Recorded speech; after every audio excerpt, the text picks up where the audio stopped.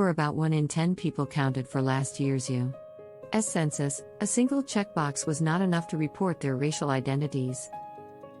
Their multifaceted responses to the race question for the 2020 head count helped produce the data released this month for redrawing voting maps, enforcing civil rights laws, and guiding federal funds to local communities.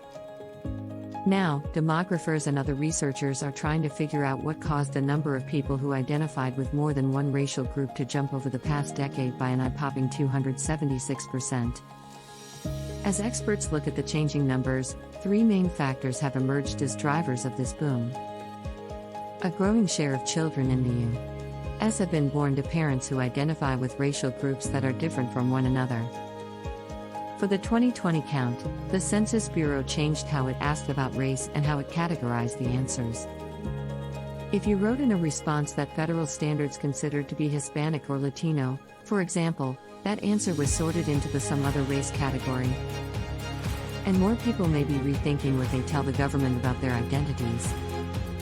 Some demographers are wondering how much a relatively new trend may have contributed to that growth: the rise of at-home DNA ancestry testing. Exactly how big of an effect these tests had on census results is difficult to pin down.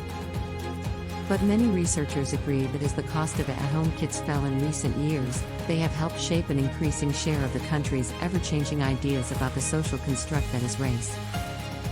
Although DNA ancestry test takers likely make up a sliver of the U.S. population, 16%, according to a 2019 estimate by the Pew Research Center, the wide reach of the marketing efforts of companies such as 23andMe and Ancestry.com, which operates the AncestryDNA service, should not be underestimated, warns Jenifer Bratter, a sociologist at Rice University who studies multiracial identity.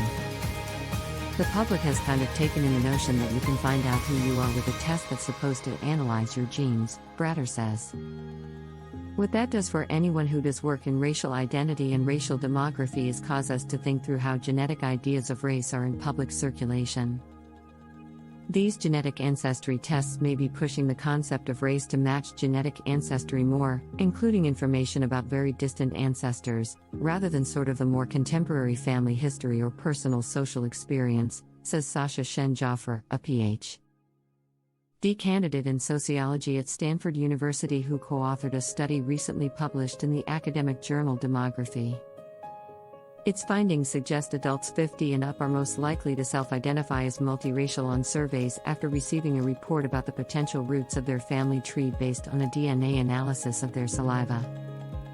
The study of more than 100,000 adults registered as potential bone marrow donors in the U.S.